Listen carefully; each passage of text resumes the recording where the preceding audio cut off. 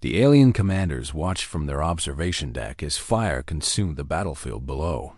General Thrix clicked his mandibles together in satisfaction. The humans had nowhere to run now. His species, the Vorath, had burned 1,000 worlds before this one. They understood fire better than any race in the galaxy. Fire was their weapon. Fire was their god. And fire would consume these stubborn humans just as it had consumed everything else. Commander Sarah Chun stood at the edge of the inferno. Behind her, 300 civilians huddled in an underground bunker. The Vorath had landed 6 hours ago.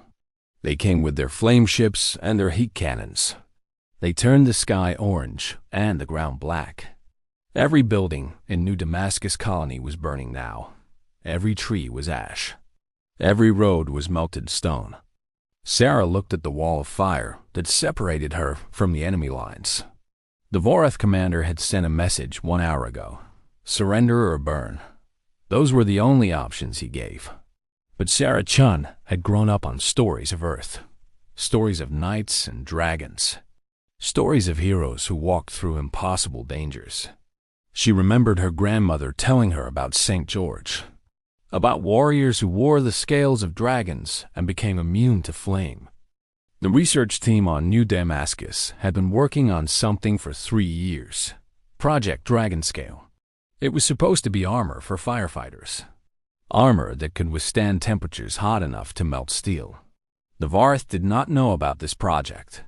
They did not know that humans had been preparing for fire long before they arrived. Sarah walked back into the bunker. Dr. Marcus Webb was waiting for her there. He was an old man with tired eyes and shaking hands, but his mind was sharp. He had led the Dragonscale project from the beginning. "Is it ready?" Sarah asked. Marcus nodded slowly. "1 suit. We only had time to finish 1 suit. The others need another week." "1 suit is enough," Sarah said. The armor was beautiful in a strange way. It was made from synthetic scales that overlapped like the skin of a reptile. Each scale was black with hints of red at the edges. The material was something new, something Dr. Webb had created from scratch. It combined carbon nanotubes with a special ceramic compound. The outer layer could reflect heat. The inner layers could absorb what got through. The whole thing was wrapped in a cooling system that pumped liquid through tiny channels. Sarah put on the armor piece by piece. The helmet went on last. It sealed with a soft click. Inside the helmet, her display showed the outside temperature. The air around the bunker was already 200 degrees. The firewall was 1,400 degrees at its center.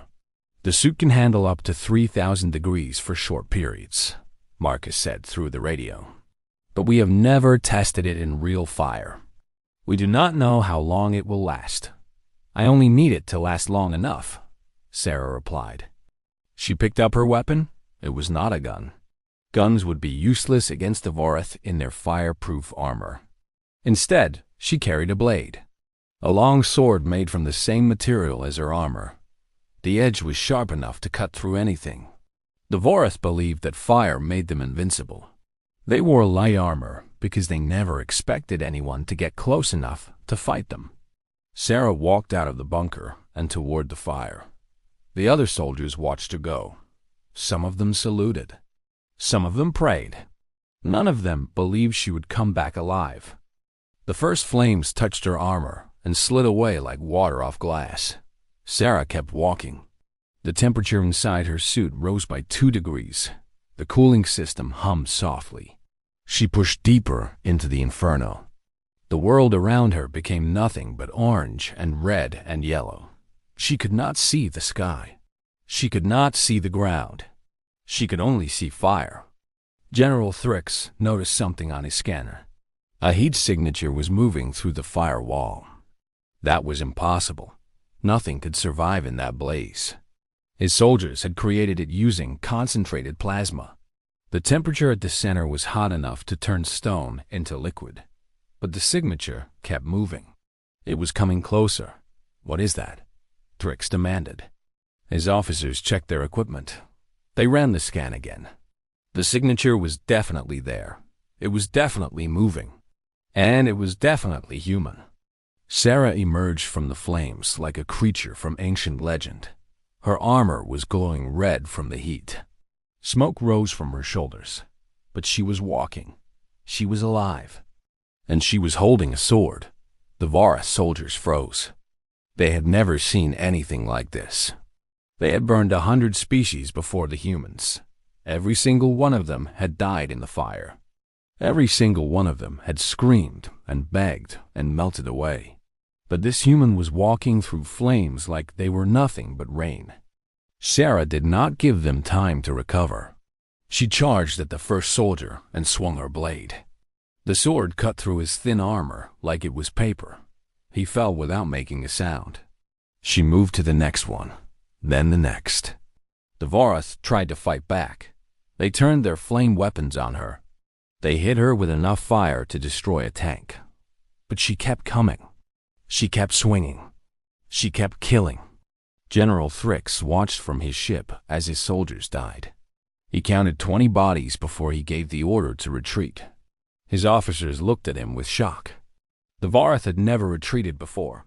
They had never needed to. But Thrix was old enough to recognize when a battle was lost. One human in fireproof armor was not a threat by itself. But if the humans could make one suit, they could make more. And if they could make more, the Varath would lose their greatest advantage. Sarah stopped fighting when the enemy ships began to lift off. She stood in the middle of the battlefield and watched them go. Her armor was damaged now. Several of the scales had cracked from the stress. The cooling system was failing. She could feel the heat starting to seep through. But she was still standing. She had won. The news spread across the galaxy faster than anyone expected. The Varath had retreated. A single human knight had walked through fire and driven them away. Other species began to take notice. The Varath had terrorized the galaxy for centuries. They had seemed unstoppable. But now there was hope. Dr. Marcus Webb worked without rest for the next 6 months. He produced 12 more dragon-scale suits, then 20, then 50. Other human scientists designed and improved them. The cooling systems became more efficient. The scales became stronger. The whole suits became lighter and easier to wear. The Varath tried to attack 3 more human colonies during that time. Each attack failed. Each time, human knights in dragon armor walked through the flames and cut down the invaders. The Varath generals could not understand how this was happening. Fire was supposed to be the ultimate weapon.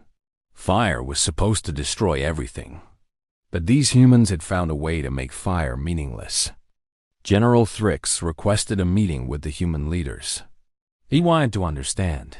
He needed to understand. How had they done it?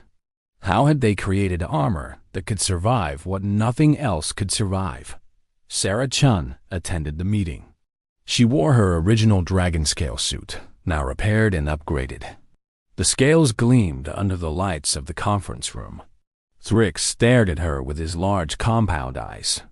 He had burned 1,000 worlds. He had killed billions of creatures.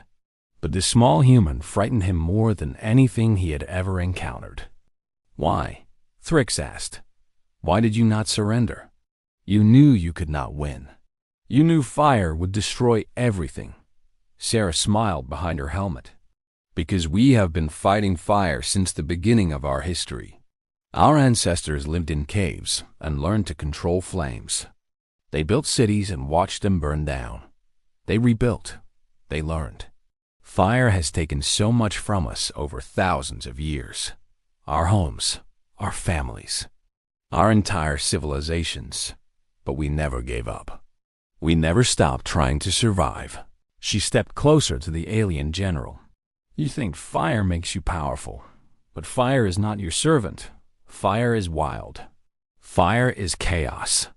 We humans have spent our entire existence learning to tame that chaos. We have walked through burning buildings to save strangers. We have charged into infernos to rescue children. Fire does not scare us, General. Fire made us who we are. Thrix was silent for a long moment. He had never thought about it that way. His species had evolved on a volcanic world. They had been born into fire. They had never needed to fight it. But humans were different. Humans had struggled against fire since their first breath. That struggle had made them strong. That struggle had made them creative. That struggle had given them the knowledge to build armor that could laugh at flames. The Vorath Empire signed a peace treaty with humanity 3 weeks later. They gave up their conquered worlds. They returned to their volcanic home planet. And they never threatened another species again. Years passed. The dragon scale armor became standard equipment for human soldiers across the galaxy. Other species asked for the technology. Some humans shared it freely. They remembered what it felt like to be helpless against fire.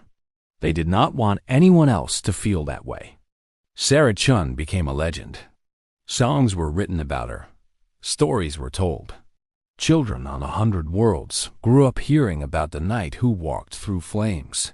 Some of those stories were exaggerated. Some of them were pure fantasy. But the core was always true. A human had faced impossible fire and refused to burn.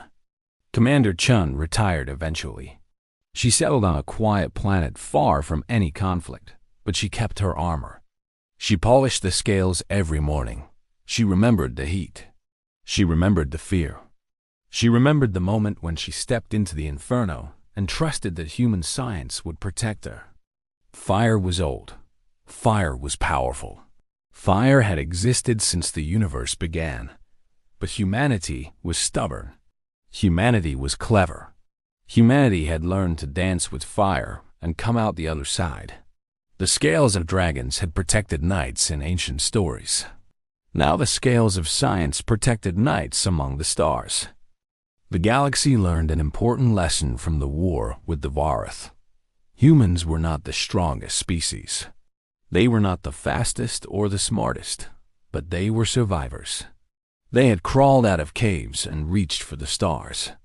They had faced every disaster their planet could throw at them and refused to die. Fire was just another challenge. And humans had never met a challenge they could not overcome. General Thrix lived for another 100 years after the war. He spent most of that time studying human history. He wanted to understand these strange creatures who had humiliated his empire. What he found surprised him. Humans had nearly destroyed themselves a dozen times. War, disease, climate change, nuclear weapons. Any other species would have given up. Any other species would have gone extinct. But humans kept fighting. They kept adapting. They kept moving forward. In the end, Thrix came to respect them. He even came to admire them. They were not gods. They were not monsters. They were simply creatures who refused to accept defeat. And sometimes that was enough. Sometimes stubbornness was the greatest weapon of all. Sarah Chun died peacefully at the age of 97. Her funeral was attended by representatives from 30 different species. They came to honor the woman who had changed the galaxy. They came to remember the knight who walked through flames. And they came to acknowledge a simple truth that the Vorath had learned the hard way. Humans do not burn easily. And when they wear the scales of dragons, they do not burn at all.